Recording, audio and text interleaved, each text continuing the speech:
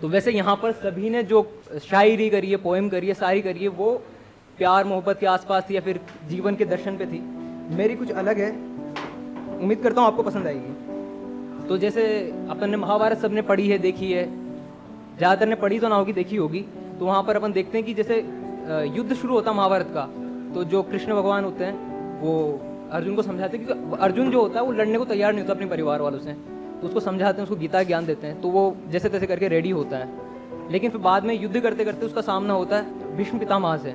तो वो भीष्म पितामह जो कि उसके दादाजी जैसे थे, तो उनको देखकर ही वो विचलित हो जाता है, इनके ऊपर कैसे वार करूँगा, तो वापस वो अपने हथियार डाल देता साइड में। तो इसी पर कृष्ण भगवान का एक है कि जैसे कृष्ण भगवान खुद हथियार उठा लेते हैं, उसके ऊपर एक कविता लिखी है मैंने। जब पाँव धरा धरा पर, धूल उड़ी गगन में और कंपन उठा भूधरा पर, आक्रोश धरा चक्षुओं पर और रथ चक्र धरा भुजाओं पर, कृष्ण का संयम टूट गया जब अर्जुन अपने कर्तव्य से दूर गया, ले हाथ में पहिया युद्ध में वो ग्वाला भी कूद गया। वारना भी एक किया फिर भी सेना में त्राहिमाम मचने लगी, पवन भी अब अपने रौद्र रूप में चलने लगी।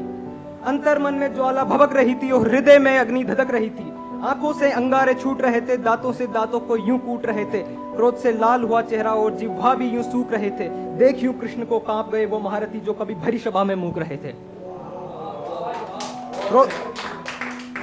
क्रोधित कृष्ण को देखकर पितामह ने भी हथियार डाल दिए, अब तो मृत्यु निश्चित है गोपाल के हाथों ये मान लिए। घुटनों पर भीष्मता खड़ा हुआ, घुटनों पर भीष्मता खड़ा हुआ, मोक्ष की मांग पर था अड़ा हुआ। कृष्ण भगवान के हाथों मौत होगी तो मोक्ष तो मिलना ही है। भीष्म के दोनों हाथ निकट गए, कृष्ण तेज के समक्ष यूं जुड़ गए, मस्तिष्क में बस अब मृत्यु की धारणा थी, तारणहार के हाथों मरण की अवधारणा थी। माधव के इस रूप को देखकर पार्थ भी भयभीत हुआ, अगले ही क्षण उसने कृष्ण चरणों में अपना शीश धरा। हे माधव, तुम ना यूं शस्त्र उठाओ, अपने वचन को ना यूं लज्जाओ, मुझ पे धिक्कार है जो प्रण तुम्हारा बचा ना सकूं, मुझ पे धिक्कार है जो प्रण तुम्हारा बचा ना सकूं, क्षत्रिय धर्म जो अपना मैं निभा ना सकूं। कृष्ण गर्जे मेघ गर्जना, याद दिलाया अर्जुन को वो मूक व्यंजना। हे पार्थ, जब दुशासन ने कृष्णा का चीर हरा तब तुम पे धिक्कार नहीं, जब हस्तिनापुर से नगर पार करा तब तुम पे धिक्कार नहीं, अरे जब अधर्मियों ने धर्म संहार करा तब तुम पे धिक्कार नहीं।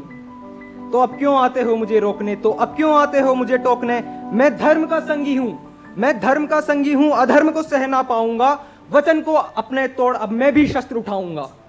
सब कुछ खो दिया मैंने धर्म के खातिर, सब कुछ खो दिया मैंने धर्म के खातिर, अब मुझे जरा भी मोह नहीं, तुम मोह पाश में बंधे रहो, तुम्हारी वीरता कहीं खो गई।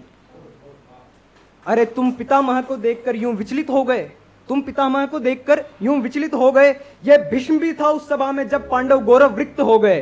तुमने मांग तो लज्जाई है, जो द्रौपदी की मांग थी, तुमने मांग तो लज्जाई है, अब क्या पौरुष भी लज्जाओगे, ऐसे निशस्त्र होकर कुल की मर्यादा क्या खाक निभाओगे। मैं कर्तव्य परायण हूं, मोल नहीं है रत्नों का, अरे छलिया कहलाता हूं, धर्म के खातिर त्याग करूंगा इन वचनों का। इतना सुनते ही अर्जुन की भौं चढ़ी, समझा वो कर्तव्य निष्ठता की आ गई घड़ी, मानो उसका रक्त उबल रहा था, अब तो वो संभाले न संभल रहा था।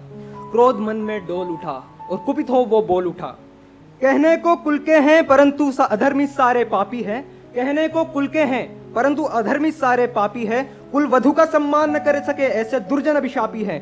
कल थे जो अधर्म के साथ, कल थे जो अधर्म के साथ, वो आज भी सामने खड़े हैं, कल थे जो अधर्म के साथ वो आज भी सामने खड़े हैं। मोहन अब मेरे तीर प्रत्यंचा पर चढ़े हैं, एक एक अधर्मी का नाश करूंगा मैं, बस कर्तव्य में अविश्वास करूंगा।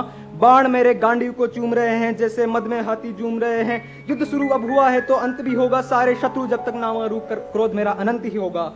वचन देता हूं कृष्ण तुम्हें, अधर्म का नाश होगा, कुरुक्षेत्र के रण में अब महाविनाश होगा। हे केशव, अब तो रथ पर आ जाओ, सारथी बनकर राह मुझे दिखलाओ। गोपाल ने पहिए का बहिष्कार किया और रथ पर चढ़ गए। पार्थ ने गंगा पुत्र पर तीरों का भीषण प्रहार किया और रण युद्ध में भिड़ गए। युद्ध यूं ही चलता रहा और कर्मों का फल मिलता रहा। धन्यवाद।